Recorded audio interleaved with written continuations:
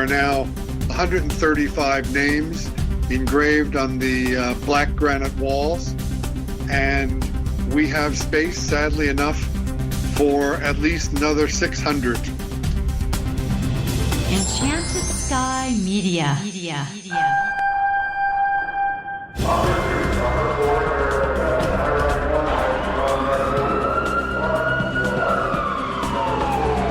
This is Code 3, the podcast for firefighters.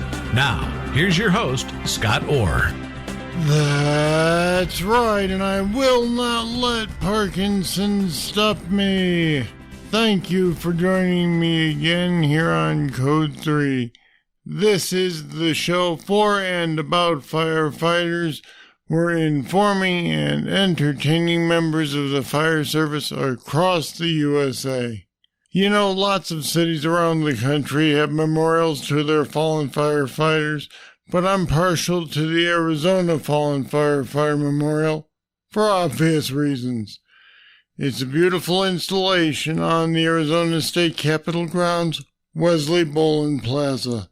It honors the state's 119 firefighters and paramedics that have lost their lives in the line of duty since 1902.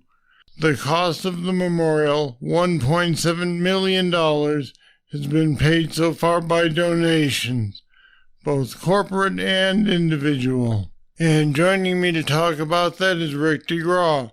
He's chairman of the Arizona Fallen Firefighter Memorial Commission. Thanks for being on Code 3 today, Rick. How did you become involved with this project? Well, I was honored to be named in 2002 as the head of the Arizona Firefighters and Emergency Paramedics Memorial Commission. And we began talking about building a memorial at that time.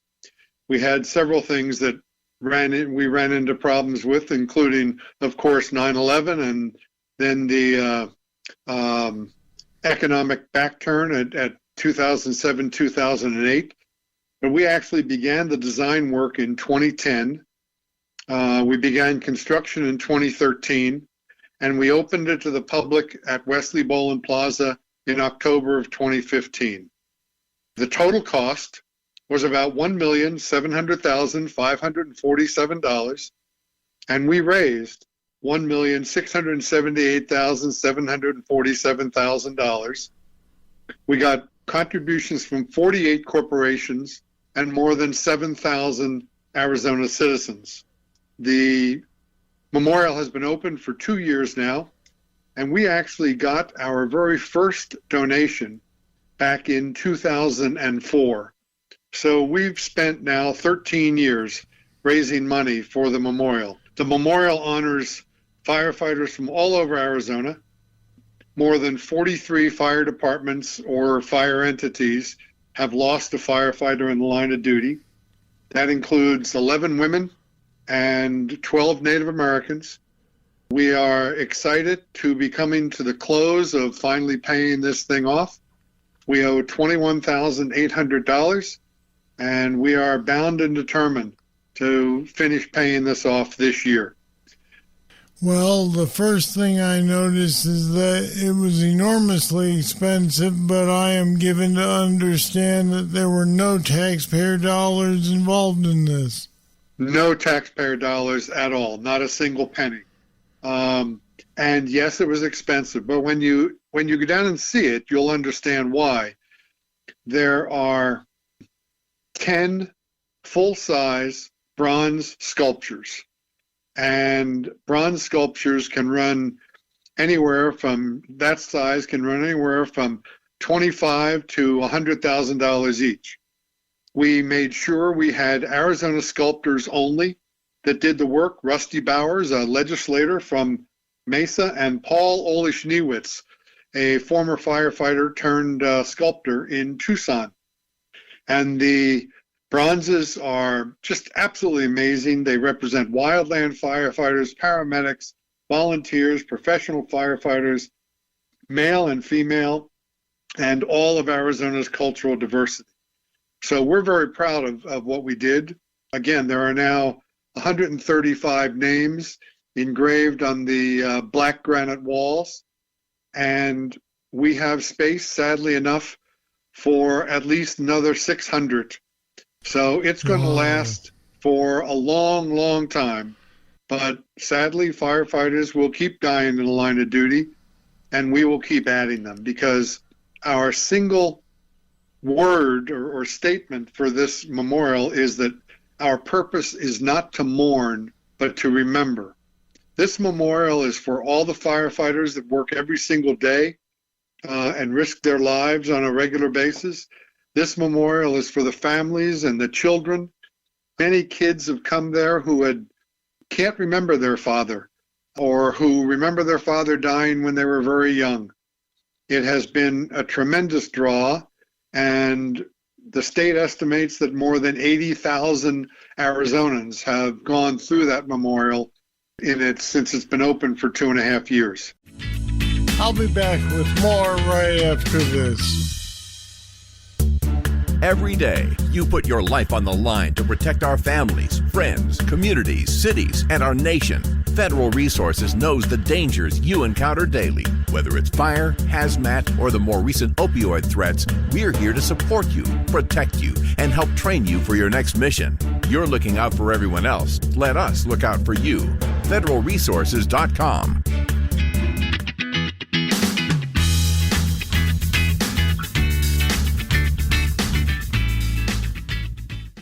As you come to the close of your fundraising, are you finding it tough to finish that last little bit off? Because Yes. Well, again, we've had more than 7,000 contributions, and people see it in place. There's a whole nother issue of continuing to maintain it over the years, but that's being done with volunteers, firefighters, and non-firefighters volunteering to go down and keep it clean, to repolish the bronzes. And you ask if there had been any state money used. No, there was no state money, no taxpayer money at all. In fact, we had to pay the state of Arizona $114,000 before they would allow us to begin building. And that's to cover perpetual maintenance on the grounds, to take away some of the trash, to plant the trees and keep them watered and things like that. So we actually had to pay for the privilege of building this memorial down there. That's quite a story. I think when people think of these sorts of things, they just assume that they magically appear, and they don't think of the logistics that goes into things like a maintenance fund. Right. And it's amazing. The companies, McCarthy Building Company and APS and Fry's, Diamondback, Southwest Gas, Suns, the Cardinals, Copper Point, Freeport McMoran, Blue Cross Blue Shield, Bashes, the Professional Firefighters of Arizona, the Ramsey Social Justice Foundation, Cox, and many, many others, all put in good amounts of money. But we've gotten contributions for $5 and $10 from Arizona citizens as well. And we've gotten contributions from firefighters across the United States, giving $20 or $25. It all goes toward the end product. And right now we're very close to being able to close this out. So once you do close it out, will there be some sort of a ceremony or an event to commemorate that? My wife will be very pleased, and she'll be excited. But no, the ceremony really is for those that have fallen in the line of duty. The first firefighter died in 1902 in the line of duty in Arizona, the first one we can record. And there have been, everybody's familiar with the 19 firefighters dying in Prescott, but 11 firefighters died at one time in Kingman back in 1973. And, there have been helicopter crashes and plane crashes and truck crashes and you name it. These guys have died every way possible. Building collapses, falls off ladders, being crushed by a truck. The youngest firefighter to die, I think, was 22, and the oldest was in his late 50s. So how can people contribute if they'd like to help you finish off the project? Well, they can contribute by going to the website, which is www.azfirefightersmemorial.com. And there's a donate button. They can just hit the donate button and contribute any amount, any way they want. Sounds good.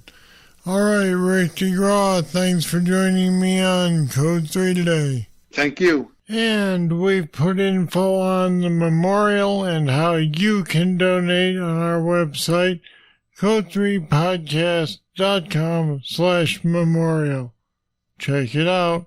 Also on that page is a link to a great new podcast called The Fire Rescue Show. I was honored to be one of the first guests interviewed on it, and it's a unique show. Go listen to it. Here comes trivia. Quick, what are the 4 criteria that define IDLH? I'll have the answer right after this. If you've been thinking about making a monthly pledge to support Code 3, we have an even better reason for you to do it now. We've started a new subscriber-only benefit. It's called the Code 3 Bull Session. It's more material from some of our interviews. Interesting stuff that didn't make it into the regular show, but only patrons get to hear it. So head over to code3podcast.com/support and make a pledge of $10 a month or more, and you'll get immediate access to the Bull Session. Don't miss it. Here's the trivia answer. I hope you spoke quickly. If you took that time to look it up, you cheated. The 4 conditions of IDLH are oxygen deficiency, elevated temperatures, smoke, and toxic atmospheres. So there you go. Now, you want to hear another story from my treasure trove of stories? Well, whether you do or not, here's a quick one. This one takes place when I was a news photographer in Rochester, New York, which pegs it at about 1999. I went to a structure fire call. It was a 2-story residential structure.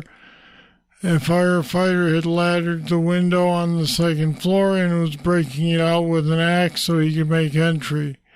While I'm shooting, this battalion chief walks up and he says, "Hey, quit shooting pictures of that." And I said, "Of what?" Couldn't figure out what he meant. He said, "That firefighter going in the window, don't shoot that." And I said, "Why not?" "Because we don't want people to know how we make entry into these houses." I kind of stifled a laugh and said, "What, with a ladder and an axe? I don't think it's a secret." "Well, I'm going to call the police over here if you don't stop." So I figured, all right, I'll go ahead and stop. But I learned a valuable lesson that day. If you want to get into a house, the best way to do it is to carry a ladder and an axe and break out a window. No one will notice that, right? All right, that's it. That's all for this edition of Code 3. Thank you for listening. I'll be back next time with more, and I hope you'll be here. I'm Scott Orr, and until then, I'll see you later. Code 3 is a production of Enchanted Sky Media. To get in contact with us, visit code3podcast.com. And if you haven't subscribed yet, you should. Don't miss an episode. Find us at the Apple iTunes Store, Google Play, or wherever you get your podcasts.